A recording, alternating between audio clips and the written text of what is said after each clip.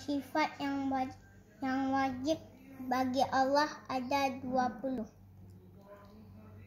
Wujud, qidam, baqa, mukhalafatuhu lihawadis, qiyamuhu binafsihi, wadahniyah kubra iradah, ilmu hayat sama baqa, qalam qalidun muridun, alimun ayun sami'un, basirum mutakallimun. Sifat yang wajib bagi Allah ada 20.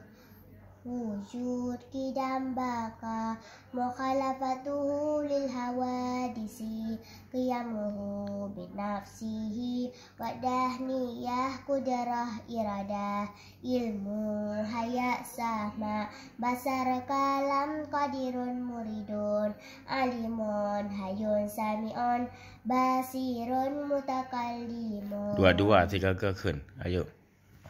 Sifat yang wajib bagi Allah ada 20.